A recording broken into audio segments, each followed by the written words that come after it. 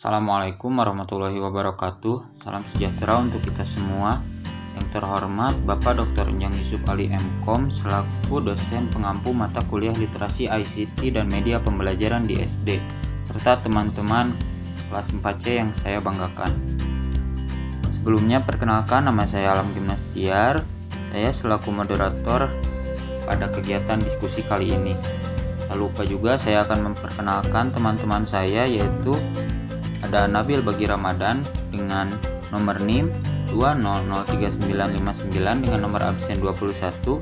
Kemudian ada Nadia Nur Afriani dengan nomor NIM 2004016 dengan nomor absen 24, dan saya sendiri Alam Gimnastiar dengan nomor NIM 2007792 dengan nomor absen 38. Pada kesempatan kali ini ada beberapa materi yang akan disampaikan. Yang pertama yaitu pengertian media pembelajaran, yang kedua ada fungsi media, yang ketiga ada tujuan media pembelajaran, yang keempat ada urgensi media, yang kelima ada prinsip-prinsip pemilihan media pembelajaran, yang keenam ada langkah-langkah pemilihan media pembelajaran. Poin pertama yaitu media pembelajaran. Kata media berasal dari bahasa Latin dan merupakan bentuk jamak dari kata media. Secara harfiah, kata tersebut mempunyai arti perantara atau pengantar pesan dari pengirim kepada pesan.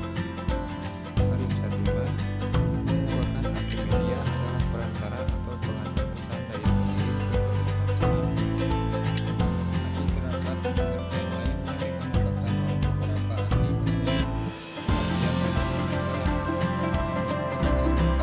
Dasarnya semua pendapat tersebut mengkhususkan media sebagai suatu alat atau teknis dapat dipergunakan sebagai pembawa pesan dalam kegiatan pembelajaran. Pesan yang dimaksud pada materi pembelajaran, di mana keberadaan agar pesan dapat dimengerti dan dipakai dan dimengerti oleh siswa. Bila media adalah sumber belajar, maka secara luas media dapat diartikan dengan manusia, benda, atau peristiwa yang memungkinkan orang untuk mengembangkan pengetahuan dan keterampilan. Media pendidikan atau media pembelajaran bertumbuh dan berkembang seimbang dengan perkembangan zaman. Lalu ada beberapa substansi dari media pembelajaran sebagai berikut. Yang pertama, bentuk saluran yang digunakan menyalurkan pesan atau pembelajar. Yang kedua, berbagai jenis komponen dalam lingkungan pembelajar yang dapat merangsang pembelajar untuk belajar. Yang ketiga, bentuk alat fisik yang dapat menyajikan pesan serta merangsang siswa untuk belajar. Yang keempat, bentuk komunikasi yang dapat merangsang pembelajar, baik cetak maupun audio, visual, dan audiovisual. Lalu apa itu pembelajaran? Pembelajaran merupakan suatu kegiatan yang melibatkan seseorang dalam upaya memperoleh pengetahuan, keterampilan, dan nilai positif dengan memanfaatkan berbagai sumber untuk belajar. Pembelajaran dapat melibatkan dua pihak, yaitu siswa sebagai pembelajar dan guru sebagai fasilitator. Yang terpenting dalam kegiatan pembelajaran adalah terjadinya proses pembelajaran atau learning process. Menurut Undang-Undang Republik Indonesia Nomor 20 Tahun 2003 tentang Sistem Pendidikan Nasional, bahwa pembelajaran adalah proses interaksi peserta didik dengan pendidik dan sumber belajar pada suatu lingkungan belajar. Lalu poin berikutnya yaitu fungsi media. Yang pertama yaitu media pembelajaran dapat mengatasi keterbatasan pengalaman yang dimiliki oleh para siswa. Yang kedua, media pembelajaran dapat melampaui batasan ruang kelas. Yang ketiga, media pembelajaran memungkinkan adanya interaksi langsung antara siswa dengan lingkungan. Yang keempat, media menghasilkan keseragaman pengamatan. Yang kelima, media dapat menanamkan konsep dasar yang benar, konkret, dan realistis. Yang keenam, media membangkitkan motivasi dan merangsang anak untuk belajar. Yang ketujuh, media memberikan pengalaman yang integral atau menyeluruh dari yang konkret sampai dengan abstrak. Dan yang terakhir, media pembelajaran berfungsi untuk membantu mengatasi hambatan yang terjadi saat pembelajaran di dalam kelas. Kemudian, materi tujuan media pembelajaran. Secara umum, tujuan penggunaan media pembelajaran adalah membantu guru dalam menyampaikan pesan-pesan atau materi pembelajaran kepada siswanya, agar pesan lebih mudah dimengerti, lebih menarik, dan lebih menyenangkan untuk siswa. Sedangkan secara khusus, media pembelajaran digunakan dengan tujuan yang pertama yaitu memberikan pengalaman belajar yang berbeda dan bervariasi sehingga merangsang minat siswa untuk belajar.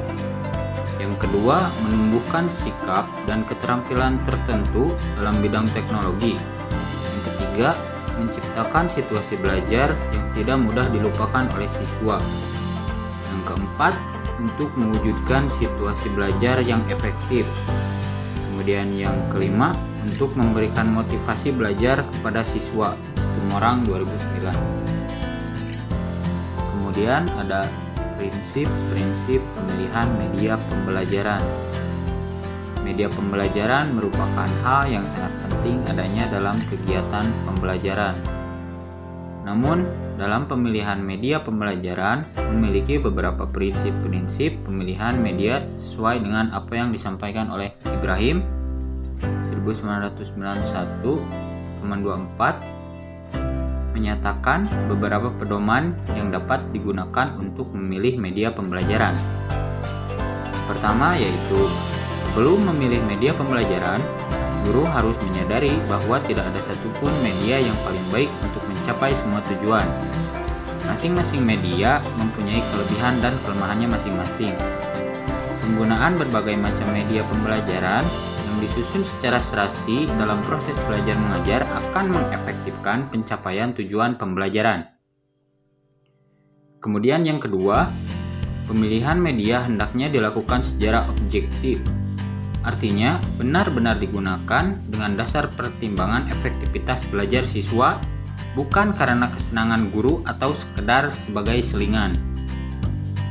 Kemudian yang ketiga, pemilihan media hendaknya memperhatikan syarat-syarat, yaitu yang pertama sesuai dengan tujuan pembelajaran yang akan dicapai, kemudian ketersediaan bahan dan media, kemudian biaya pengadaan, dan kualitas atau mutu teknik. Selanjutnya ada urgensi media pembelajaran.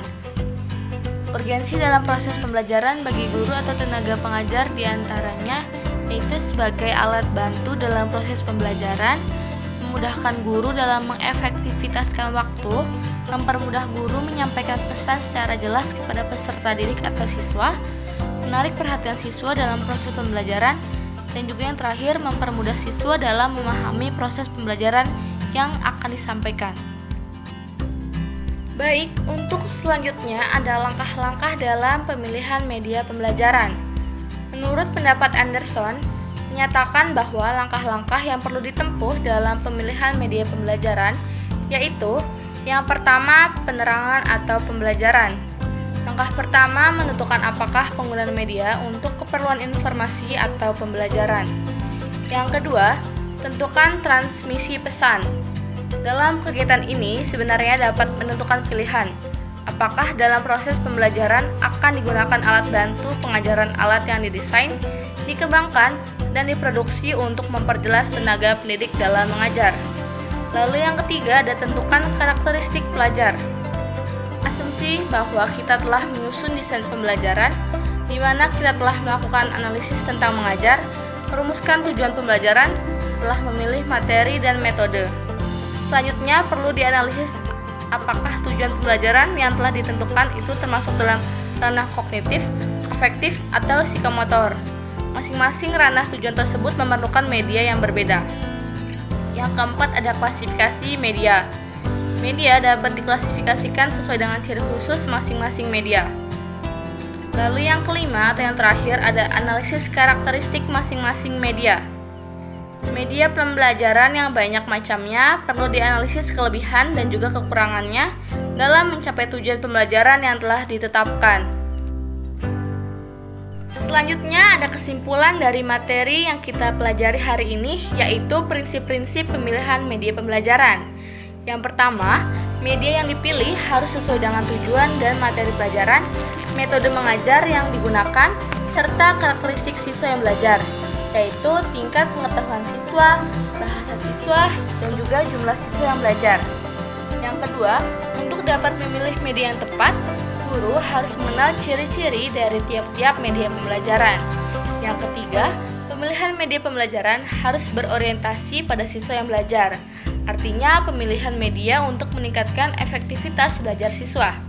Yang keempat, pemilihan media harus mempertimbangkan biaya pengadaan, ketersediaan bahan media, mutu media, dan juga lingkungan fisik tempat siswa belajar. Baik, mungkin cukup sekian pematerian dari kelompok kami. Terima kasih atas atensinya. Mohon maaf apabila ada kekurangan atau kesalahan dalam bertutur kata. Wabillahi taufiq wal hidayah. Wassalamualaikum warahmatullahi wabarakatuh.